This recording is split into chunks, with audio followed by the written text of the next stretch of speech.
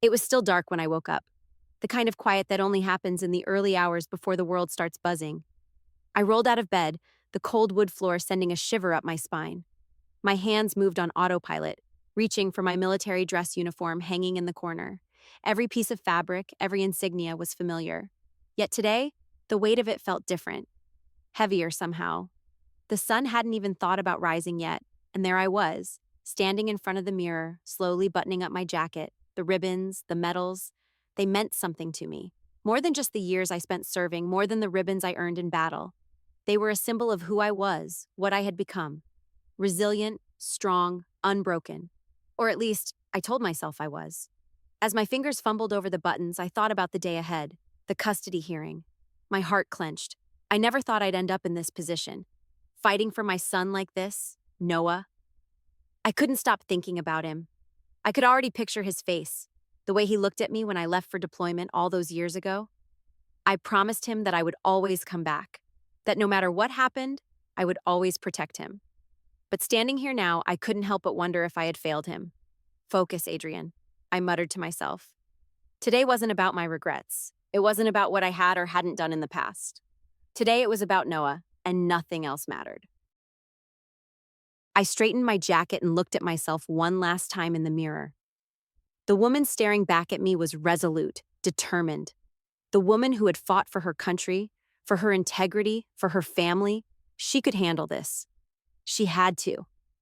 I grabbed my keys and made my way to the front door, taking one last look around the apartment.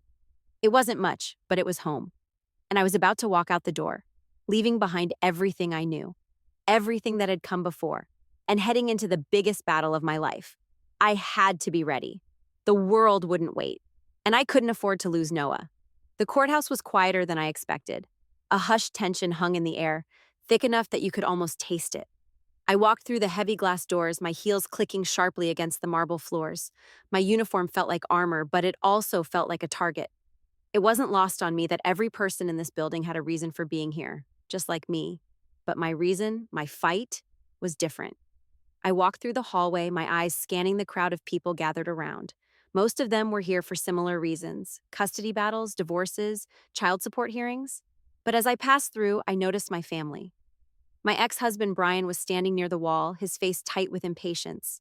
He hadn't seen me yet, but the subtle shift in his posture when he noticed me approach told me he was well aware I was there. And then there was my mother. The woman who had been my biggest supporter, my shoulder to lean on for years, or so I thought. She was standing beside Brian, her arms folded across her chest, her face a careful mask of indifference. And then there was my sister Jenna. Of course, she was standing right next to my mother, her expression no better than Brian's. The faintest flicker of discomfort crossed her face when she caught sight of me, but she quickly masked it with a forced smile. As I walked past them, my heart rate picked up. I could hear their voices, low and quiet, murmuring behind me. Their words weren't meant for me, but I could still feel their judgment hanging in the air like smoke. "You really think she's going to win this?" Brian's voice, low and sharp, cut through the quiet. "You never know," my mother replied, her voice colder than I remembered. "She's military, and they love a good soldier story." I kept my eyes forward, determined not to show how much their words stung. But it was hard. After everything, after years of sacrifice, after everything I had done for them, it felt like they were all willing to throw me away in this courtroom. All because I wasn't good enough in their eyes, because I wasn't the perfect little wife they had always wanted me to be. The laughter, the hushed whispers, everything felt louder than it should. But I held my head high. I couldn't break. Not now, not in front of them. When I reached the door to the courtroom, I paused for a second, taking a deep breath. The weight of it all hit me again. The past few months had been nothing short of a nightmare, but I couldn't let that distract me. Not today. I turned and walked inside, the heavy courtroom door swinging closed behind me with a soft thud. The room fell silent as I stepped into the plaintiff's seat. The judge, a middle-aged man with a weary look in his eyes, glanced up at me. His gaze was neutral, but the way his eyes lingered for a moment made me wonder what he saw when he looked at me. I sat down, trying not to let the weight of everyone's eyes on me shake me, but I couldn't help it. It wasn't just the judge or the court staff that had their eyes on me. It was my family, too. They were all waiting for me to fail. I focused on the papers in front of me, forcing my thoughts away from the suffocating weight of their presence. This was my fight, and I couldn't let them see how much it hurt. I would hold my ground. I had to. The courtroom was cold, its sterile walls and rows of empty seats making it feel more like a business transaction than a battle over a child's future. I sat at the plaintiff's table, feeling the weight of 1,000 eyes on me. My family was seated just behind the defense, and I couldn't help but steal glances at them throughout the proceedings. Brian, sitting stone-faced, his lawyer next to him, flipping through pages as though he were simply going through the motions. My mother, her posture rigid, eyes glazed, never meeting mine. Jenna, sitting with her arms crossed tightly, her lips pressed into a thin line. I didn't know if it was the uniform or the contempt I felt from them, but every minute in that room made my skin crawl. I could feel the tension in the air. A deep, suffocating silence, broken only by the occasional rustling of papers or the murmured voices of the attorneys. It wasn't long before the judge called the first witness. "Mrs. Harris, you may proceed," the judge said, his voice calm but firm. I didn't look at my mother as she took the stand, though I could feel her presence, the way she always carried herself with a cold authority. The woman who had once been my biggest supporter now sat there as a stranger, her demeanor a sharp contrast to the warmth I had once known. Brian's lawyer stood up first, a tall, balding man with a voice that had just the right amount of persuasion. "Mrs. Harris, can you please tell the court about your daughter's dedication to the military?" My mother glanced at me, her gaze sharp like a blade. The words she was about to speak cut deeper than I expected. "She's always been a soldier, that's all she is," my mother said, her voice steady but heavy with judgment. "She's always put her duty before her family. She's hardly been there for Noah. He's spent more time with me than with her. And as for her being a good mother, I don't think she has the time for that." The words stung. They shouldn't have, but they did. My mother had always been my rock. My everything. To hear her speak about me like this, like I was nothing more than a uniform, a title, a distant figure, felt like a slap in the face. But I didn't flinch. I couldn't. Not now. Brian's lawyer continued, his questions pointed and sharp. "And wouldn't you agree, Mrs. Harris, that a child needs stability? That Noah has never had the stability he needs with your daughter's constant deployments and the time she spends away from him?" My mother hesitated, but only for a moment. "Yes, I've been more of a parent to Noah than Adrian has ever been." The words hung in the air like smoke that wouldn't clear. A wave of nausea rushed over me, but I clenched my fists beneath the table, forcing the bile down. It wasn't about me anymore. It was about Noah. Brian's lawyer turned to face the judge, nodding as he went back to his seat. But before the judge could speak, my mother's testimony ended, and it was time for Brian to present his side. I couldn't breathe as he took the stand. I had always known that Brian would fight for full custody, but hearing him speak, knowing that the man who had once been my partner, the father of Noah, was now using my family's words against me, it felt like a knife to the chest. The first thing he said made my stomach turn. "I love Noah more than anything in this world," he began, his voice steady but filled with a practiced sincerity. "But my ex-wife, she can't provide what he needs. She's always been more focused on her career than on him. I think it's clear that Noah needs a stable home, a stable environment, a mother who can give him the attention he deserves." I wanted to speak up, to shout that I loved Noah more than he could ever understand. But the words caught in my throat. All I could do was sit there in silence as the lies and manipulations flowed from his mouth. Lies that I couldn't even begin to fight, not yet. And then, it came, the moment I feared the most. Brian looked at the judge, his voice lowering but his eyes never leaving mine. "Your Honor," Brian said, a pause for effect, "I'm sure you've heard about my ex-wife's military service. I'm sure you know how hard it is to balance a career like that with raising a child, but that's not a responsibility she's capable of handling. She's too focused on being a soldier. She's not a mother. She never was." The words were like ice, cold and harsh, chilling me to the bone. I felt the heat of anger rise in my chest, but I held it back, keeping my face calm and composed. I couldn't show him that he had the power to hurt me anymore. I wouldn't give him that satisfaction. The silence in the room felt suffocating. My eyes flicked to my family, but they were all looking down, avoiding my gaze. No one said anything. No one came to my defense. I was alone. But I wasn't broken. Not yet. The judge's voice cut through the air, and I could feel every word like a weight pressing down on me. "Thank you, Mr. Harris.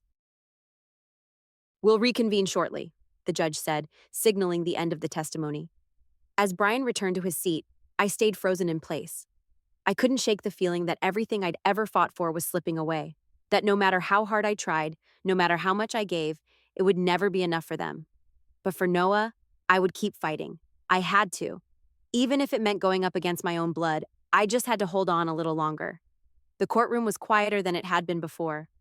The tension that had hung thick in the air earlier seemed to have only intensified, and my heart felt like it was going to pound straight out of my chest.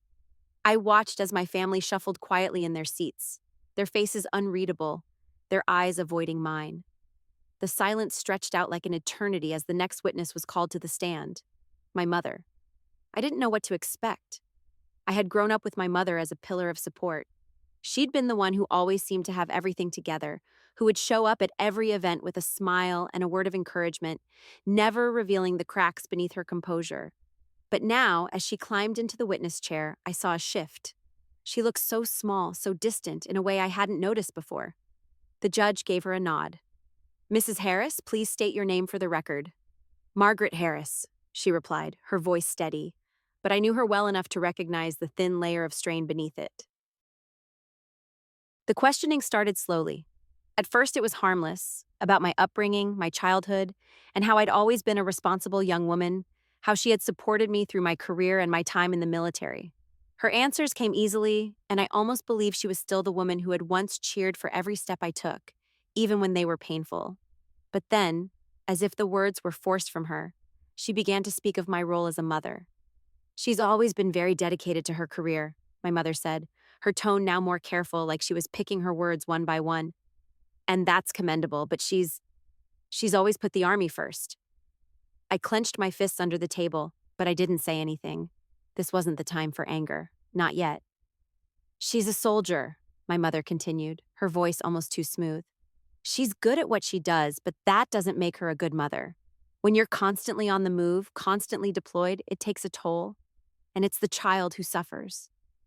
I wanted to interrupt, to scream at her that she was wrong, that she didn't know how hard I'd tried, how much I had sacrificed. But the words stuck in my throat. I couldn't do that. Not in front of the judge, not in front of them. Brian's lawyer was quick to jump in, his tone smooth, rehearsed. "Mrs. Harris, wouldn't you agree that a stable home environment is vital for a child's development? That constant movement, constant change isn't conducive to raising a child properly?" My mother nodded, her lips tight. "Yes, I would agree with that." The words hit me like a slap across the face. Yes, I would agree with that. It felt like the final nail in the coffin. Everything I had worked for, everything I had sacrificed, was being turned into something ugly in the courtroom. My family, my own mother, was sitting there, agreeing with the narrative that I was unfit to raise my son because of my career. And then, as though it were a passing thought, she added, "She's never been there when Noah needed her. He's often with me, and I think that speaks volumes." I felt a chill slide down my spine. I couldn't breathe. Noah, my own son, the one person I had always put first, always thought about, always tried to protect. To hear my mother say that, as though it were a fact, made me feel like I was watching my own life disintegrate in front of me. The room was still. My heart was pounding in my ears, but I kept my gaze steady, my hands folded neatly in my lap. I couldn't let myself fall apart now, not when I was so close. After a few moments of silence, the judge nodded, his voice low. "Thank you, Mrs. Harris. You may step down." I watched as my mother took her seat again, but I couldn't look at her. The anger and betrayal I felt was too raw. Instead, my eyes flicked briefly to Brian, sitting just a few feet away from me, his face unreadable. I thought back to the years that led to this moment, the years I spent fighting, working, sacrificing, and hoping that somehow it would be enough. I was always the strong one, the resilient one, the soldier. But sitting here in this courtroom, hearing my own family, the people who were supposed to love me, tell me that I had failed, it was like the ground beneath me was cracking. I wanted to scream, I wanted to shout, to break down, to let them all see how much this hurt. But I couldn't. No. I wouldn't give them the satisfaction of seeing me break. Instead, I turned my thoughts to Noah. This wasn't just about me. It never had been. It was about protecting him no matter what, even if it meant facing down my own family, my own blood. I closed my eyes for a moment, taking a deep breath. No matter what they said about me, no matter how they tried to tear me down, I would never stop fighting for him. And I would win. That was all that mattered. The courtroom buzzed with murmurs, the tension palpable, but it wasn't the judge's gavel that made my heart race. It was the sound of footsteps behind me. I felt it before I turned. The weight of betrayal, thick in the air, like the heavy fog that rolled in before a storm. I didn't even need to look up. I knew who it was. Jenna, my sister. I had been bracing myself for the moments that would come in this fight. Brian, my mother, the judge. But this was different. The quiet betrayal I'd been sensing for months, for years, was now out in the open. My sister, the one person I always thought would stand by me. I kept my eyes on the papers in front of me, trying to steady my breath, but the pounding in my chest wouldn't stop. I had thought Jenna would be the one to at least have some empathy, to understand that no matter how hard I tried, I was still their daughter, their sister. But I had been wrong. I was realizing that I had been wrong about a lot of things. Jenna had never been outspoken about her thoughts on me and Noah. She had always remained neutral, or so I thought. But today, I was starting to see the truth. I glanced over my shoulder, and there she was, standing just a few feet away. The woman I had helped countless times, the one I had bailed out of tight situations more than I cared to admit. Her eyes met mine, her face void of the warmth I had once counted on. I didn't say anything. There was no need to. I already knew.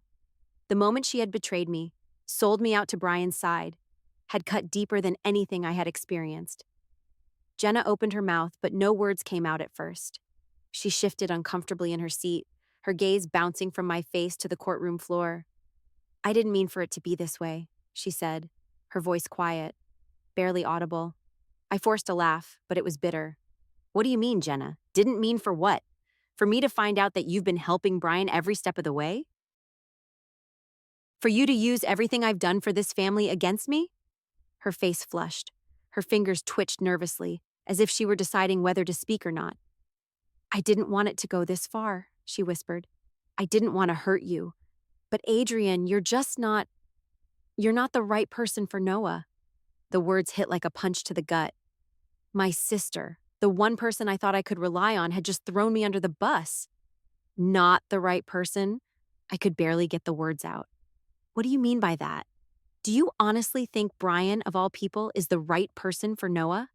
The same man who left him to live with Mom every chance he got? The one who couldn't even show up at his own son's birthday, and you're going to tell me I'm not the right one? Her lips trembled. "You're never home, Adrian. You're always off with the military. Noah needs stability, and you can't provide that.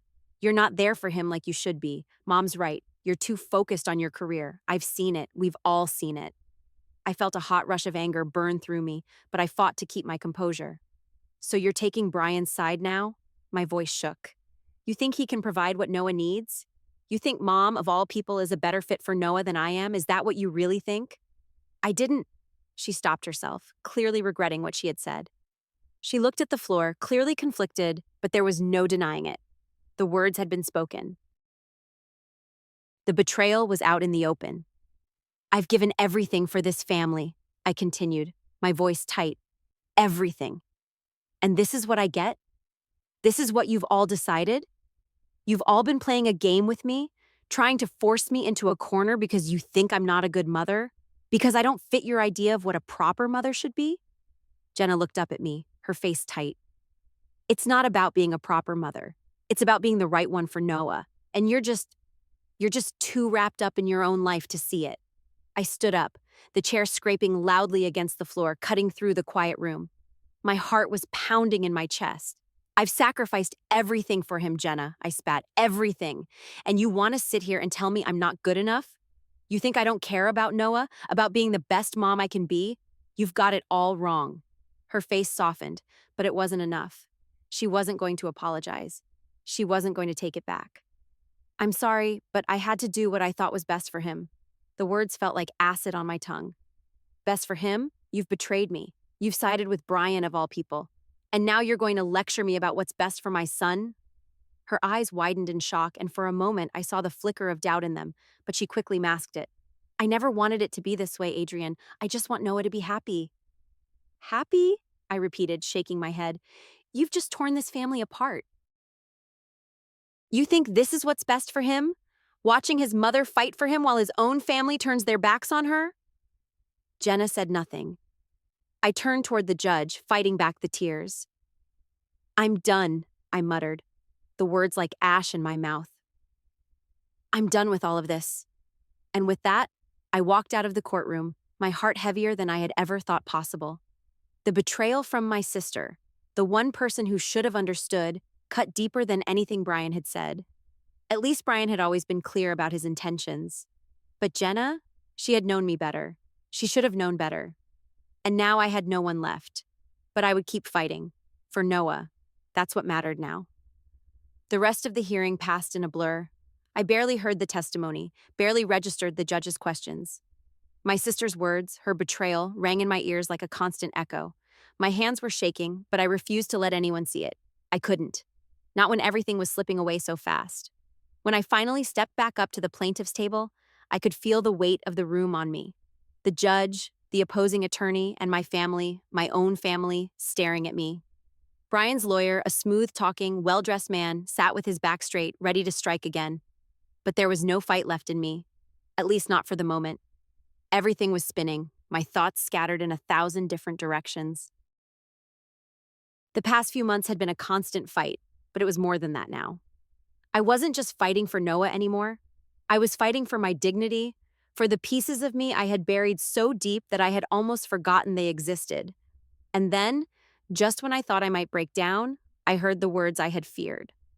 "Mrs. Harris," the judge said, looking at me with the kind of neutrality that made my stomach churn, "would you like to testify in your defense?"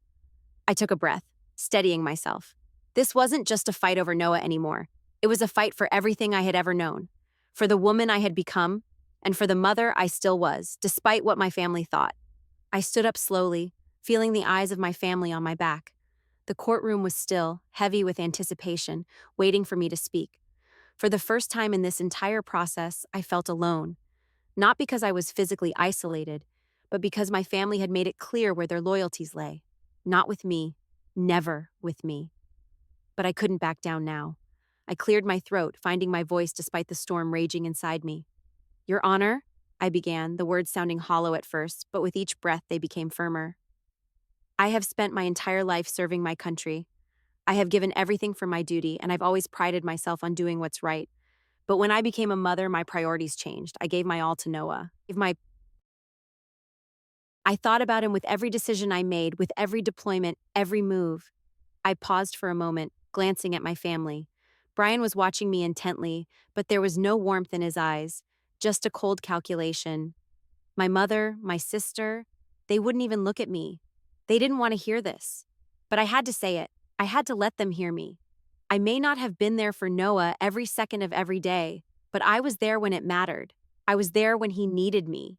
When he needed a mother, I was there. And if you don't think that's enough, if you don't think I've earned the right to raise my own son, then maybe I've been wrong about all of this. I glanced down at the papers in front of me, feeling the weight of my words, my hands clenched into fists. I've spent my life fighting for something bigger than myself, but I never once thought I was fighting against the people I loved.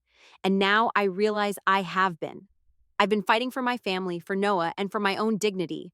But I can't fight when everyone is against me. The words hung in the air, a silence so thick I could hardly breathe. The judge didn't speak at first, just scribbled something on his notepad. I could feel the tension tightening around my chest, a knot I couldn't untie. I was still fighting, but not in the way I thought I would. Then from across the room, I heard Brian's voice. "She's a soldier, that's what she is. She's not a mother. She's not someone who can give Noah the stability he needs." I looked up, my heart clenching. The words, so calculated, so cold, came from someone I had once loved. But they weren't just his words. They were my family's words. The same words my mother had spoken. The same words my sister had whispered behind my back. I realized then that it was never just about Noah. It was about control. They wanted me to be something I wasn't, and when I didn't fit their mold, they turned on me. The judge turned his gaze to me, his expression unreadable. I didn't wait for him to speak. I couldn't. I stood there, taking a moment, letting everything sink in. "I may not be what you wanted me to be," I said, my voice barely above a whisper, "but I am his mother, and I will fight for him with everything I have." Brian's lawyer stood up, his voice smooth and calculated. "Your Honor, we ask that you consider the evidence. Mrs. Harris's commitment to her military career has kept her from fulfilling her duties as a mother. Her absence has negatively affected Noah's emotional well-being. I felt the weight of those words, the sting of the accusation. I had fought for them. I had fought for my family, for my son, and now they were turning it all against me. But I refused to let it break me. The judge paused for a moment, scribbling something on his notepad, before turning to me. "Thank you, Mrs. Harris. You may be seated." I nodded, taking my seat once more. The air in the courtroom felt thick, suffocating, but I held my ground. I wasn't going to back down. Not now. Not ever. I had done everything for my family, for Noah, and if that wasn't enough for them, then maybe this battle wasn't one I was meant to win. But I would fight it anyway, because Noah needed me. And no matter what my family thought, no matter how much they tried to tear me down, I wouldn't stop. The hours dragged on in the courtroom, each minute heavier than the last. I could feel the weight of every eye on me, Brian's lawyer, the judge, my family. It was suffocating, like the walls were closing in around me. The last few hours had felt like an eternity. Each word spoken, each piece of evidence presented felt like a final blow. But I wasn't broken. Not yet. Finally, the court adjourned for a brief recess. The gavel slammed down, and the quiet buzz of whispers filled the room. I stayed in my seat, hands gripping the edge of the table, forcing myself to breathe evenly. The tension had reached a breaking point, and all I wanted was to walk out of that room, to escape the suffocating heat of this fight. But I couldn't. I glanced up at the clock. It was almost time. The final hearing, the final decision. My heart was pounding in my chest, louder now. I looked at Brian. He was seated across the room, talking quietly to his lawyer, his face calm but smug. Everything he had said, every word he had spoken, painted me as the villain, a soldier. A mother who didn't care enough. A woman who had chosen her career over her family. I had spent my entire life fighting for things bigger than myself, my country, my job, my friends. But this fight was for Noah. And no matter how many people turned against me, no matter how much my family tried to convince me I wasn't good enough, I would keep fighting. For him, always for him. My breath caught when the judge returned to the bench, signaling that the hearing would resume. My family shifted uneasily in their seats, their eyes on me for a moment before quickly turning away. There was no need for their judgment anymore. I had done everything I could. "Mrs. Harris," the judge called, his voice cutting through the tension like a knife. "It is now time for your final statement. Please proceed." I stood up slowly, my legs feeling like they were made of lead, but I forced myself to walk toward the center of the room. I had to make my case now. This was it. I couldn't let my family's words, their betrayal, drown out the truth I had been fighting to tell. I cleared my throat, adjusting the uniform one last time. "Your Honor," I began, my voice steady but strained. "I've spent my entire life serving this country. I've spent years doing things that most people will never have to face. And through all of that, I've always tried to keep my son at the center of it. I've always tried to make sure he had what he needed, emotionally, physically, and yes, financially." I paused, letting my words sink in. I had to do this. For Noah, for the years of sacrifice, for the sleepless nights, for the time I missed. "I know what it means to give everything for something you believe in," I continued, looking around at the faces that surrounded me, my mother, my sister, Brian. "But I also know that no matter how hard I work, no matter how much I sacrifice, there are some people who will never see that. They'll never understand the choices I made, the weight I carried, and they'll never see me for who I am, or who I've been for Noah." I glanced over at Brian, who was sitting in his seat with that calm, calculated look on his face. I could see the triumph in his eyes, the belief that he was about to win. But I refused to let that scare me. I couldn't let him win. Not like this. "I'm not a perfect mother," I said, my voice stronger now, steadying with each word. "I've made mistakes. I've missed things. But I've always come back for Noah. I've always been there for him when it counted. And I will continue to be there, no matter what. Because being a mother isn't about perfection. It's about love. It's about doing whatever you can to make sure your child knows they are safe, loved, and wanted." I felt my heart race, but I refused to let the panic rise. This isn't just about custody. This is about who I am, who Noah deserves to have in his life. And I am the one who deserves to be with him.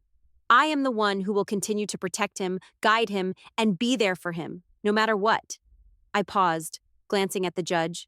His gaze was neutral, but I could see the flicker of something in his eyes. Maybe it was doubt. Maybe it was respect. I didn't know. But it didn't matter. This was my fight, and I had to win it for Noah. I know that I can give Noah what he needs, I said, my voice calm but unyielding. I've done it before. I will do it again. I may not be perfect, but I'm his mother, and I will never stop fighting for him. I took a breath, holding the silence between us for a moment before sitting back down. My legs felt like jelly, and my hands were trembling. But I knew deep down I had done what I needed to do. I had told the truth, and now I had to trust that the judge would see it. The room was still, so still that I could hear the faint sound of my breath in my ears. Everyone was waiting for the decision. My family's eyes were on me, cold, detached, and distant, but I didn't look away. I wouldn't. The judge picked up his gavel, pausing for a moment before speaking. After careful consideration, I have come to a decision. I held my breath, and then the words that followed would change everything. Mrs. Harris, I'm awarding you full custody of Noah. A wave of shock washed over me, but I didn't cry. I didn't move. I just sat there, letting the words sink in. I had won, I had fought, and I had won. Noah was coming home with me, and nothing could take that away. I stood up slowly, my knees weak beneath me as the courtroom erupted into a quiet murmur. My chest was tight, my head buzzing, but there was something else too. Something that felt like relief. It didn't wash over me all at once, but it was there, building slowly, brick by brick. I had done it. Against everything, I had done it. Noah. My son was coming home with me. As I walked out of the courtroom, I could hear the soft footsteps behind me, but I didn't turn. I didn't need to. I already knew who was following me, Brian, the lawyer, and my family. My mother and sister were back there too, but their voices were distant now. Their words didn't matter anymore. Outside, the courthouse loomed before me, the afternoon sunlight casting long shadows across the parking lot. The air felt cooler now, somehow different, like the heaviness of the courtroom had been left behind. But I couldn't shake the feeling that something was off. That weight was still there, buried deep. My phone buzzed in my pocket. I took it out, seeing a text from Noah. My heart jumped. Mom, are you okay? I heard what happened. I smiled softly, typing back quickly. I'm okay, baby, and I'll be better when I'm with you. The moment I hit send, I felt a sense of finality. The battle wasn't over. There would be more to come, I was sure of it. But for now, for this moment, I had what I came for. I climbed into my car and started the engine, the rumble of it a familiar comfort. As I pulled away from the courthouse, I didn't look back. I couldn't. A few minutes later, I pulled into the driveway of the small house I had made home. The one I had fought for, the one that had always felt incomplete without Noah. I parked, taking another breath before walking to the door. As I opened it, I felt the emptiness of the space, but that wouldn't last much longer. Then I heard the familiar sound of Noah's voice, soft and tentative from inside the house. Mom? I froze for a moment, a wave of emotion washing over me. It had been too long, but now it was over. Noah was here, and we were going to make things right. I stepped inside, and he was standing there right in the middle of the living room, his eyes searching mine. I smiled, but it felt different this time, more real, more grounded. This wasn't just another goodbye. This was the start of something new. I walked toward him, dropping my bag on the floor, and pulled him into a tight hug. I felt his body relax against mine, and I knew we were both finally home. I'm so proud of you, Mom, Noah whispered, his voice breaking slightly. I pulled back just enough to look him in the eyes. You're the reason I did all of this. I'll always fight for you. Noah gave me a small, shaky smile. I know. We stood there for a moment, just holding on to each other, and for the first time in what felt like forever, I finally felt at peace. Later that evening, I sat with Noah at the kitchen table, the light from the window casting a soft glow on the room. It was quiet now, just the two of us. I wasn't sure what the future held. There would be challenges ahead, no doubt. There would be moments where I'd second-guess myself and my family would try to pull me back into the cycle of guilt and obligation. But for tonight, I didn't think about any of that. Tonight, I just thought about Noah, about the boy who had waited for me, the boy I would never let go of again. Mom? Noah's voice pulled me from my thoughts. Yeah, buddy? I asked, looking at him. He hesitated for a second, his eyes downcast. Are you really going to stay this time? I mean, really stay? I swallowed hard, my chest tightening. There had been so many times in the past when I had promised him that, only to break that promise when duty called again. But this time felt different. This time I was done running. I'm here for good, Noah, I said, my voice steady. I'm not going anywhere. He smiled softly, the corners of his mouth curling upward just slightly, and for the first time in a long while, I knew he believed me.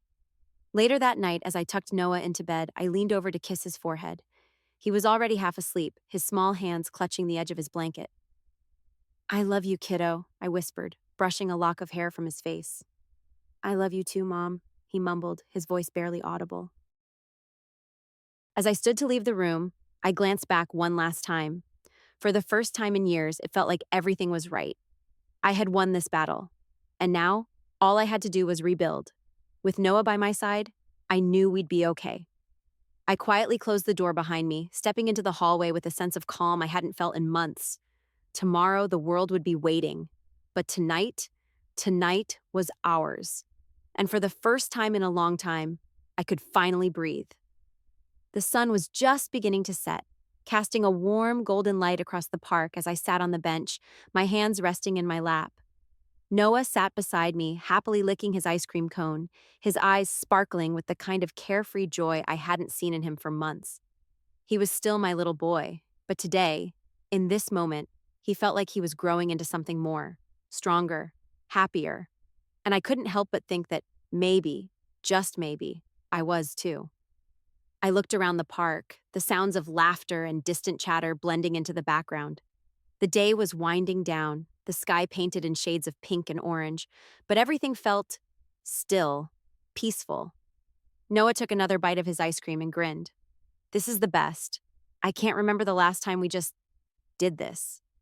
I smiled, a genuine smile that reached my eyes. It's been a while, hasn't it? He nodded, but the smile didn't leave his face. For a second, I thought I saw a flicker of worry in his eyes, something buried under the surface. It made my chest tighten, but he was already turning back to his ice cream, his mind clearly occupied with something else. You know, I said, my voice soft but steady, I've been thinking a lot lately. About everything. Noah looked up at me, his eyes searching mine, as if he already knew where I was going with this. About the military? Or about the whole everything? Everything, I said, laughing quietly, even though it wasn't funny. I took a deep breath. I used to think that being in the army was the most important thing, that I had to fight for something bigger than myself. And I did, but I spent so much time fighting those battles that I forgot to fight for the one that mattered most. Noah glanced down at his ice cream, his brows furrowing slightly. You mean me? I nodded, a lump forming in my throat. Yeah, I think I was so focused on doing the right thing for everyone else that I didn't realize I was neglecting the most important person in my life. You. He was quiet for a moment, his eyes darting over the park, the wind tugging at his hair. I wasn't sure if he fully understood what I was saying, but I could see the quiet understanding in his eyes. You've always tried, Mom, he said, his voice gentle but firm. I've known that. I just didn't get it sometimes. I didn't get why you had to be gone so much, but I think I get it now. You had to do what you had to do. And you're here now, right? I couldn't speak for a moment, his words settling into my chest like a weight I wasn't sure how to carry. It felt heavy, but it wasn't a bad kind of heavy. It was just real. Real in a way that I hadn't allowed myself to feel in years. I'm here now, I finally whispered, more to myself than to him. Noah took a long look at me, a serious expression on his face. I'm glad you're here. I smiled, but the smile was shaky this time. There were so many things I still didn't know, so many things that I had to rebuild. But in this moment, with Noah beside me, I realized something. Maybe healing didn't come all at once. Maybe it didn't have to be perfect or fast. Maybe it was just about showing up, day by day.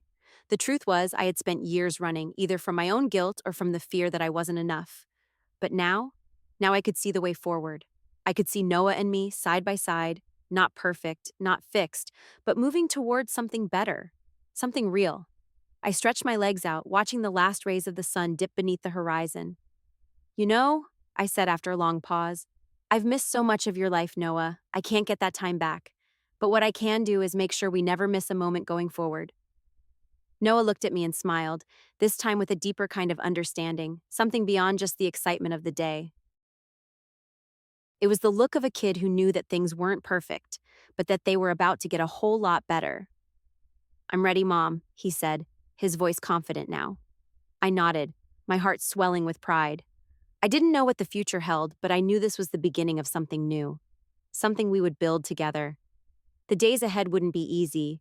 There would be struggles, moments of doubt, and times when the cracks from the past would resurface. But with Noah beside me, I knew we could handle it. Together. I leaned back against the bench, letting out a long breath. "You're going to be great, Noah," I said, my voice full of emotion. "I can already see it. You've got the world ahead of you." He leaned back next to me, smiling up at the sky. "I know, Mom, and you've got me." And for the first time in a long time, I felt at peace with that. No matter what happened, no matter what battles we still had ahead, we would face them together. We didn't need to be perfect. We just needed to be there. And for once, I knew that was enough.